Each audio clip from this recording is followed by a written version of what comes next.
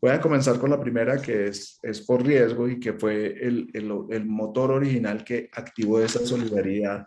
Hacia finales de los años 70 tuvo un caso emblemático en Estados Unidos que se conoció como el caso del proyecto Arizona, ¿sí?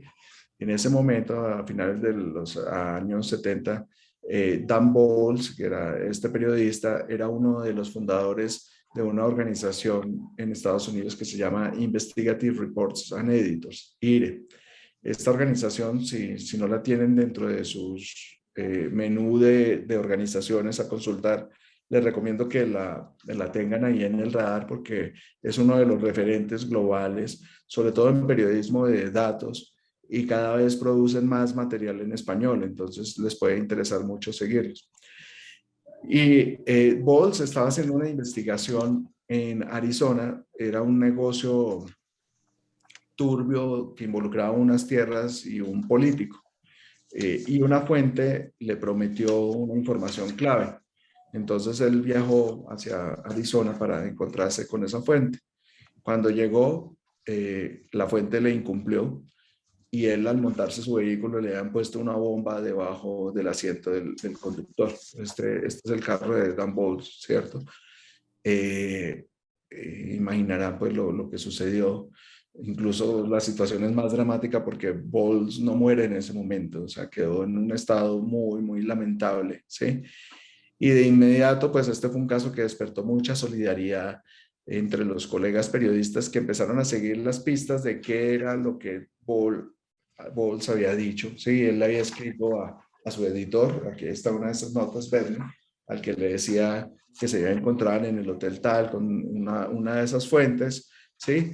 Y le explicaba, digamos, el tema en el que estaba involucrado, ¿sí? Antes de salir le había dejado una nota a su editor, miren, que vamos a encontrarnos a tal hora en el hotel, en fin, etcétera. Y bueno, los periodistas de Estados Unidos se movilizaron a investigar lo que Bowles estaba investigando y a continuar con esa investigación. Entonces, un tema que era local de Arizona se volvió un tema nacional y eso fue lo que se denominó el proyecto Arizona, ¿sí? Que fue como un hito y lo que los gringos llaman un turning point, ¿no? En el periodismo colaborativo, ¿sí? A partir de la solidaridad, ¿sí? En América Latina ha habido varios de estos proyectos. No sé si algunos de ustedes tienen en mente algunos ejercicios, ejemplos que se han hecho.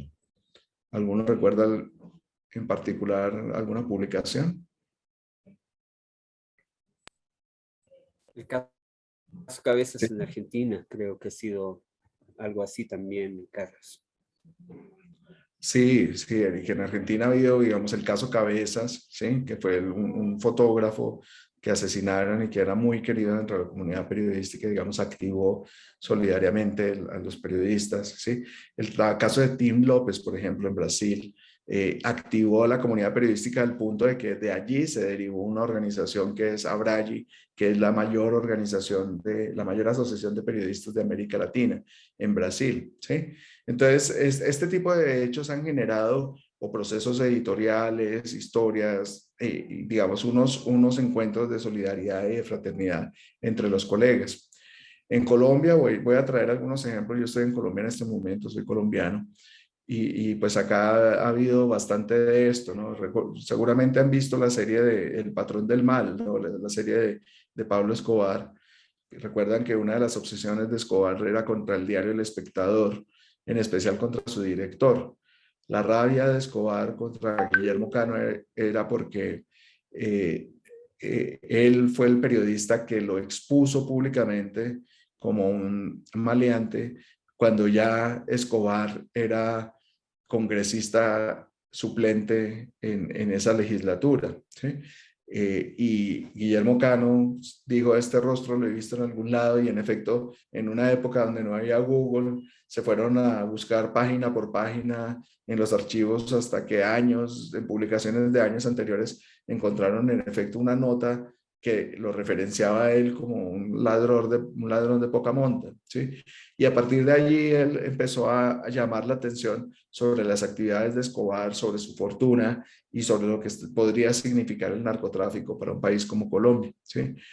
En los años 80, el cartel de Medellín asesinó cientos, pues decenas de periodistas, no cientos, pero con El Espectador en particular a los corresponsales en diferentes ciudades, puso una bomba en el diario y no contento con esto, pues asesinó al director.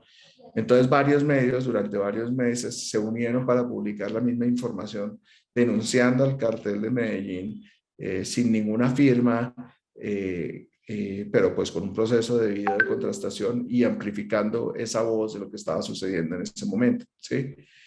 En Colombia varios ejercicios se han hecho, digamos, con el proyecto Manizales a comienzos de siglo. Igual el asesinato de otro colega motivó que varios periodistas fueran no a continuar la investigación del periodista, sino a investigar quién había asesinado al periodista, ¿sí? 15 años después la justicia confirmó lo que los periodistas habían logrado confirmar en un mes. Bueno, este proceso fue liderado desde la revista Semana por Alejandro Santos, por María Teresa Ronderos, y de allí se derivaron otras nuevas investigaciones de los periodistas que quedamos trabajando con esa lógica. Ya no esperábamos a que mataran a los colegas, sino que a la hora de una amenaza lo que hacíamos era que nos reuníamos los medios nacionales y amplificábamos esa voz, ¿no? Entonces era bajo la lógica de decir alguien quiere silenciar este contenido, lo que está logrando es amplificarlo. Entonces era una forma de mandar ese tipo de mensaje, ¿sí? Recientemente un proyecto como Miroslava en México reunió a un equipo de periodistas bajo algo que denominaron el colectivo 23 de marzo, ¿sí? Para continuar las investigaciones de esta periodista, que también en un caso muy, muy sentido de agresiones pues, contra el derecho a informar. Forbidden Stories recientemente hizo una publicación que se la llamó The Cartel Project, ¿sí? Asociando, digamos, todos estos hechos que han estado relacionados con investigaciones de periodistas silenciadas por temas del narcotráfico. Y acá viene uno de los proyectos que les compartió Fabiola en la mañana, ¿no? Nicaragua no calla, como saben. Nicaragua pues está pasando un muy mal momento político. Claramente el actual régimen de Ortega pues tiene cada vez más corte autocrático y con una agresión permanente al derecho a la información, al derecho a la libertad de expresión, a la libertad de prensa, con una persecución permanente de los periodistas y de los contenidos que no están alineados con lo que ellos quieren que se diga. Y allí, pues desde Conectas, junto con 20 medios en 10 países diferentes, hemos estado difundiendo y amplificando la voz de aquello que no se quiere que se sepa en Nicaragua. Y de ahí precisamente este énfasis, ¿no? De Nicaragua no calla, ¿sí? Otras historias, por ejemplo, como, a ver qué pasó con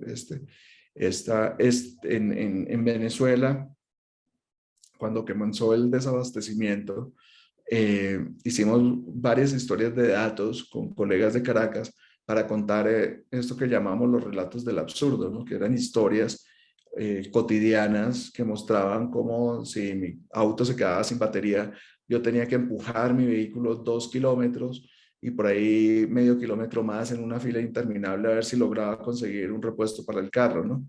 Y era la vida cotidiana de los venezolanos en ese momento. Entonces, contar esas historias desde lo cotidiano y lograr una amplificación en diferentes países, pues tenía un propósito y era precisamente el que estamos hablando, realizar trabajos colectivos en función de una situación de riesgo, lograr una mayor amplificación de los contenidos. No sé si hasta ahí voy claro o queda alguna duda en esta